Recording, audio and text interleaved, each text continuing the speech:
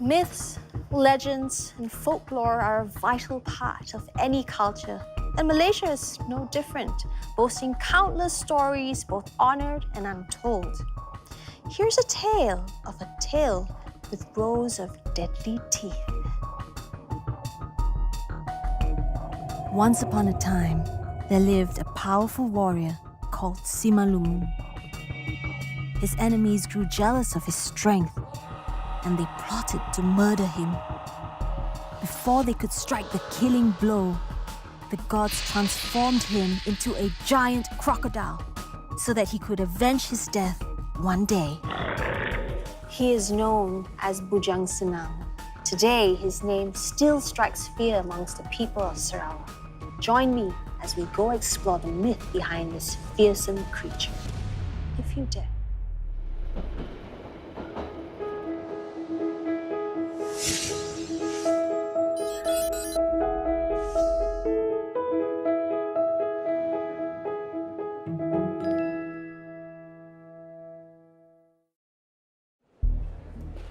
Fact or fiction? I'm headed to Sarawak to see if I can sink my teeth into this tale and find out if there's truth to this reptilian fable.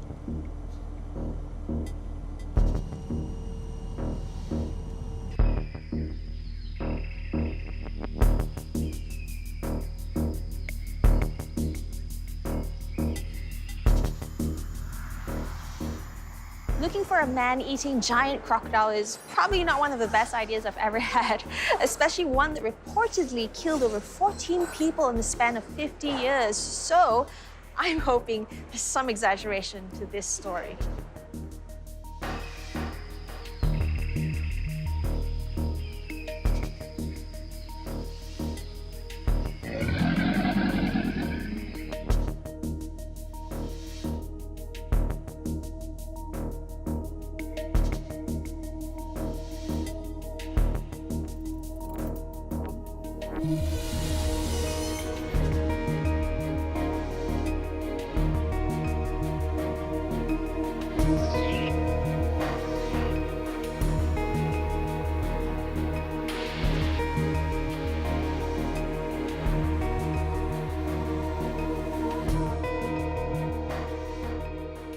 In light of Bujang Senang's blood-soaked history, many now believe his killing days are over, as evidenced by this giant skull. His reign of terror began in the 1940s, right up till 1992. I immediately arranged to meet with James Ritchie. If anyone knows about Bujang Senang, it would be him. He was the journalist who reported the early attacks until Bujang Senang's eventual end. The very famous Batang Lupa. That is where I did my first crocodile story on Bujang Senang. The Bujang Senang was a white-backed crocodile and said to be the body as big as a oil drum and as maybe about 20 feet long. That is 1982. Penghulu Bangan was killed and taken while he was looking for prawns. And suddenly he stepped on something, and his brother was on a boat and said, "Hey, brother, something rough here." Then all of a sudden there was bang, and he was toppled in the water. The crocodile got him and took him.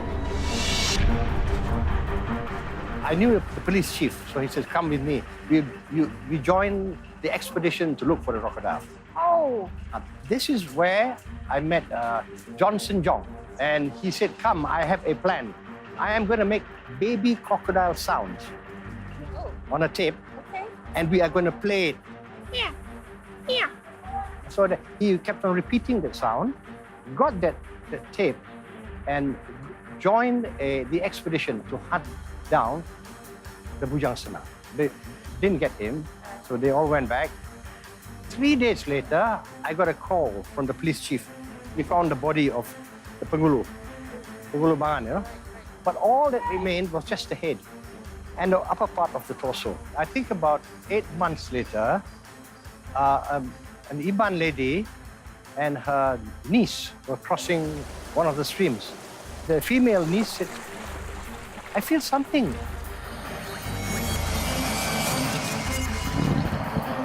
And bang again, you know. She was taken. And the old lady ran back and told everybody. When they came back, they found that the woman had been bitten, but not taken.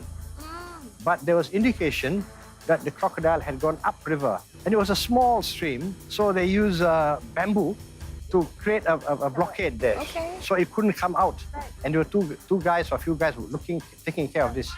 And they tracked Bujang Senang right up. And finally, they saw him in a very narrow stretch. That's when That's where they ambushed him. they ambushed him with spears. When he opened the mouth, they fired a shotgun in the mouth. They did all sorts of things. And finally got him.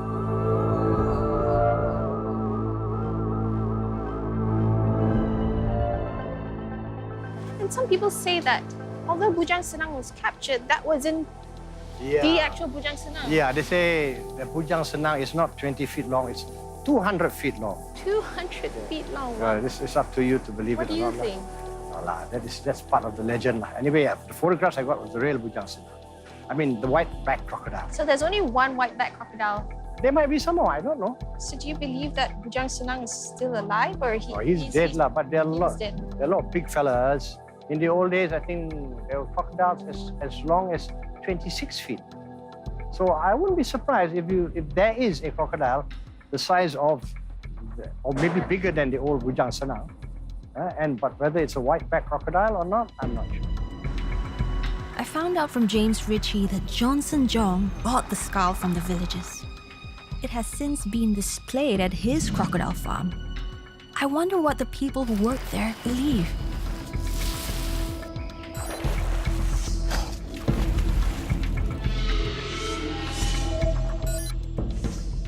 What do you believe about Bujang Senang? Bujang Senang is one of type of crocodile that take revenge of its dead family. I believe it's still alive. Do you believe that that skull belongs to Bujang Senang? Yeah, I believe it. But you believe that his spirit still lives on, but not in the form of a crocodile? Yeah.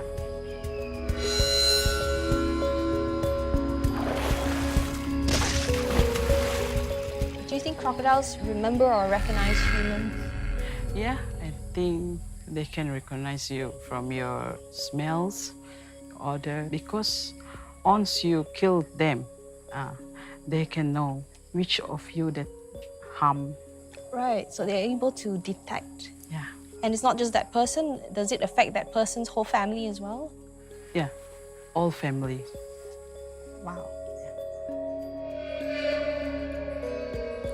Skull or not, many still believe the murderous rage of Bujang Senang is far from concluded. His notorious white stripe has been spotted on numerous occasions, and they believe the skull merely belongs to one of his many children, and his tyranny of the riverland continues to this very day.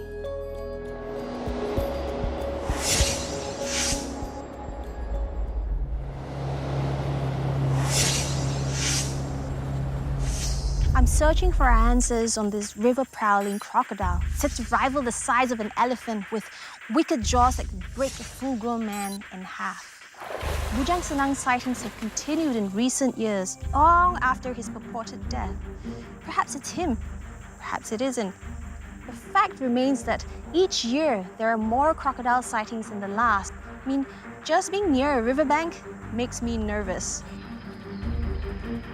Taking a step away from the myth, I move towards gaining a better understanding of crocodiles and their significance to the people of Sarawak. Dr. Charles, can you tell me a little bit more about Sarawak and its crocodiles? Crocodiles exist well before and together with the dinosaurs, about 120 million years until today. When the dinosaurs disappeared 65 million years ago, the crocodiles survive because of the ability to live in water and to live on land. If the organisms stay in both worlds, land and water, there's a lot of food resources. They don't go hungry and they will have food all the time. Crocodiles are a part of the tradition of this land.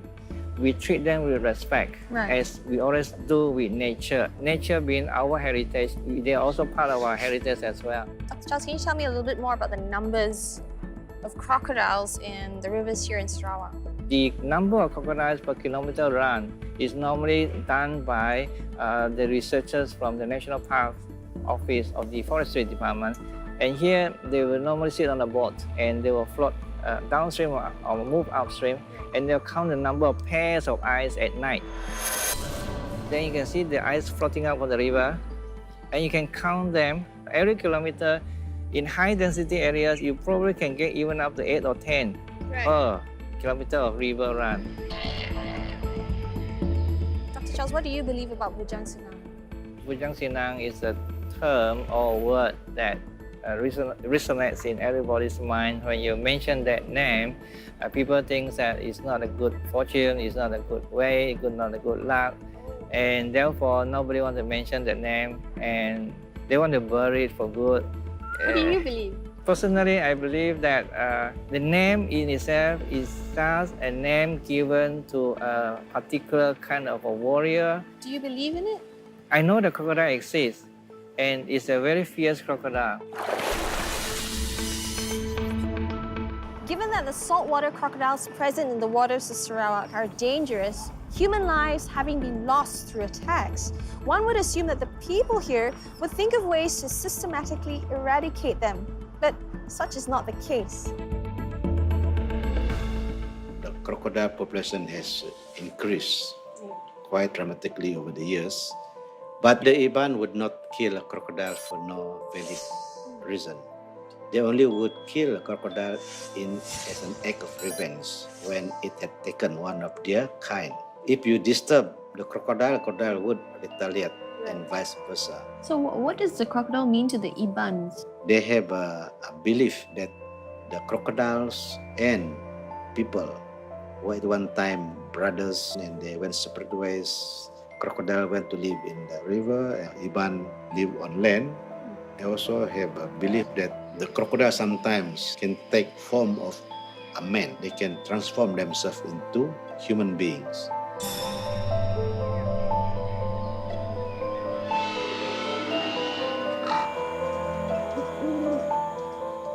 The close relationship between people and crocodiles is clearly palpable among the Ibans.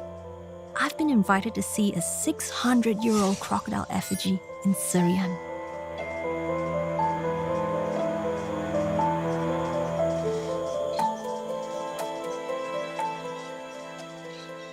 Ketua Kampung, I noticed that when we arrived, you took 2 cigarettes, placed it on that leaf over there. Before anybody can do anything, we have to inform them of our coming. What is the significance of this effigy Yeah. to the village? At that time, we are very backward. No hospital, no clinic. This effigy, their belief, can protect them from disease and other forms. And then, what is more than that is any enemy coming to attack, this effigy, it is believed that it can inform the Kampong Pong in the dream, because we believe that it has spirit also. That's why it can protect us. When enemies try to burn houses or not, it does not burn. So we are not supposed to eat crocodile meat, not even to kill crocodile. This is something not for us to try. Right. They might take revenge.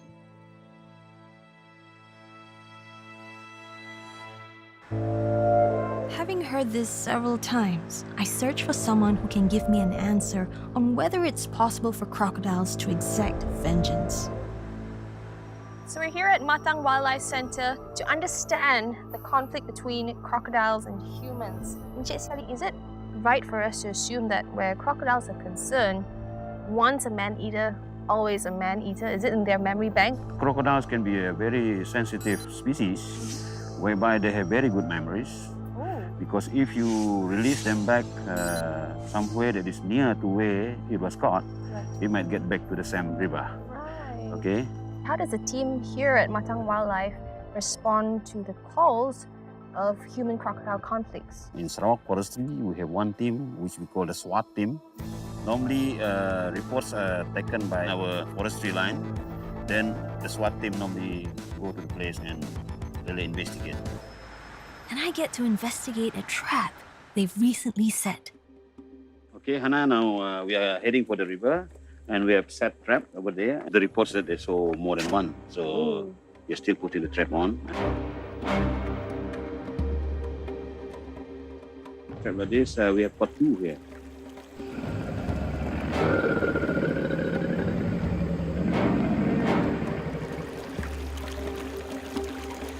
Is that a crocodile?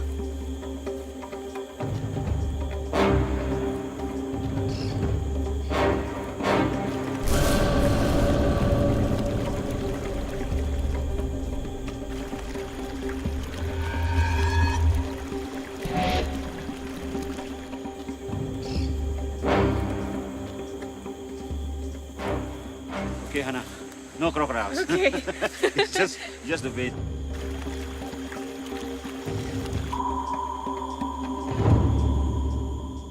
That brief encounter was frightening, but for the SWAT team, it was just another day at the office. You're the crocodile hunter here in Sarawak. Can you tell me a bit more about what you do? We're dealing with human and crocodile conflict. If crocodile attacks somebody, we need to go out there and find the crocodile and trace that crocodile. So if it's a fatal attack, we have to destroy the crocodile because it's too aggressive. People talk about superstitions about crocodiles and spirits and things like that. Do you believe in all that? They're a bit of funny things, which I do not understand. Hearing stories, a lot of the locals still believe that the crocodiles are from human being, Right. and people many probably 100 years ago, people died, incarnated, and become crocodile. So it become legendary crocodile, like what they have in 1992, where they call Bujang Senang. One case in Sriaman, the 2 sisters are bathing in the river. One right in the water, the one is on the land, and the crocodile go and grab the one on the land. Why not the one in the river? So this is something that it's very difficult to understand. I mean, if the crocodiles want to attack, for food, they will get the one in the water. Very easy, isn't it? Right. The west side is very easy, but why do you go to the top? But as I said, because crocodiles are very precise animal, they never miss the target. They never miss a target. Crocodile never miss the target. If they want you, they will go after you. They will observe their prey. So in the same way we study them, they can also study us. Yeah. For a few days. Probably about a week. They're very patient. They're very passionate animals. If they want to get a target, they just stay there, they won't go. And every day they will watch, come back and watch and come back. So they don't just attack by chance in that No. in that essence. They actually choose and identify their prey. Could that be the reason why a lot of locals have the perception that they're seeking revenge? It could be the reason, one of the reasons why whenever they attack, according to the stories from people from the Longhouse in Sriaman, they only attack the descendants of certain group of people. So this is something that even science cannot explain. Even people like us, we cannot answer. We cannot say why.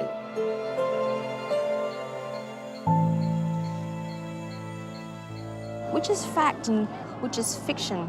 Perhaps it's time for us to get our answers from the actual participants of this story.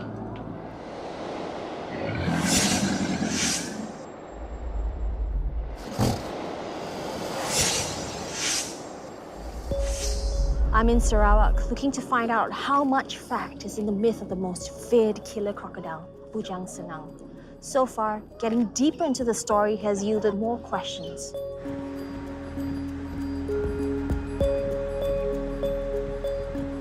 It's time for us to go back to where it all began. Batang Lupar is said to be the lair of this legendary man.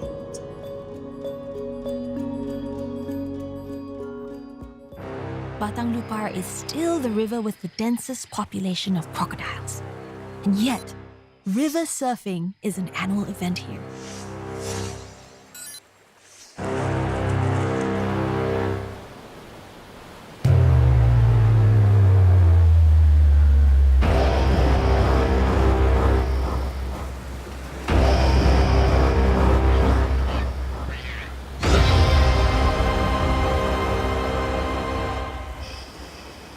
Alex. Yeah. You were just surfing the river like a couple minutes ago. Looks crazy, right? It's crazy. Yeah. Aren't you scared? Because there's supposed to be crocodiles in this river, A right? lot of them. Have you heard of Bujang Senang?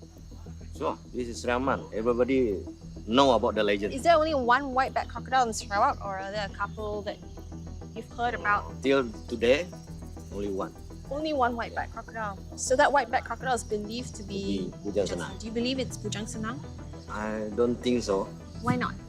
Because the legend still going on, So you believe that Bujang Senang is still alive? still seeking for revenge. What do you do if you're out there? What do you do to stop the crocodile or avoid the crocodile from coming towards you? If I go down to the river, I'm not the water. Made the noise. So that scares them? Scare the crocodile. One time, the crocodile just beside, about 200 meters. How But did the you- crocodile see me, he Away. just go away. Has there been any casualties reported along this river? Yes. I heard one of the big Bujang Senang. They always call the big crocodile Bujang Senang. So not only one Bujang Senang, many. Many Bujang If Senang. the crocodile is more than 18 feet.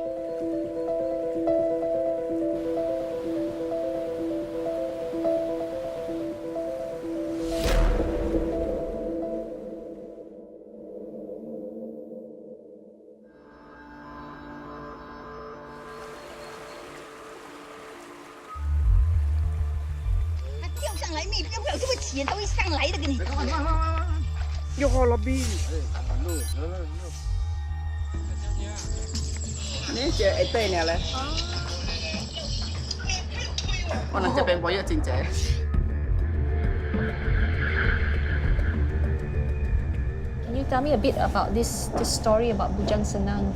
Did you see?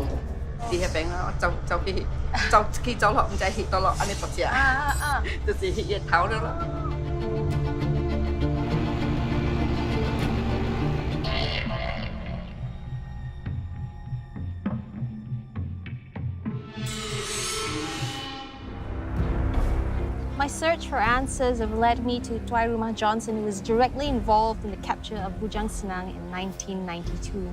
Tuai Rumah Johnson, can you tell me about what happened and how you managed to capture the legendary Bujang Senang? Tubuh pagi kami terstuku dari rumah panjai kami bisik nimba berita madah ke Sabah nak bayang kita tadi ditangkap bayang. Jadi kami pun semua kami terbisik di rumahnya. Lalu terus pergi ke tempat tempat yang berlaku tadi. Jadi penyampau semua tubuh kami nyata 33 ekor. Semua berbaik ke senyata, membaik ke senapang, duku, macam utama baik kami. Udah nyai alumit, udah himit, mana kami lu nunggu dah dalam sungainya. Kurang lebih setengah jam kami duduk dia sekali boyaknya, lalu terus pantut punya naik atas, pergi atas punya boyak tadi.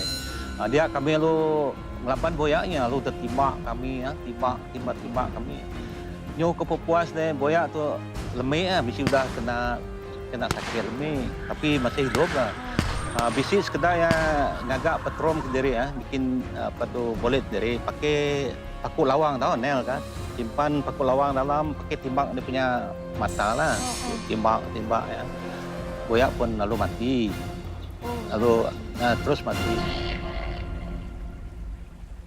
Tuai Rumah, how long did it take to capture Bujang Senang? Kurang lebih 2 jam kami namanya ngelaban boyaknya tadi ya. Laban boyak itu namanya laban yang besar ya. And how many people were involved in this? Kurang lebih 32 orang. 32 orang. Satu kampung.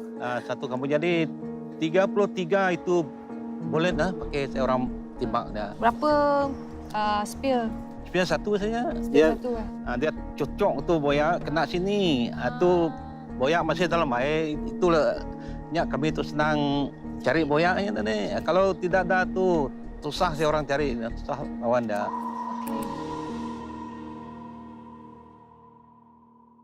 Does Bujang Senang still lurk in the murky rivers of Batang Lupar?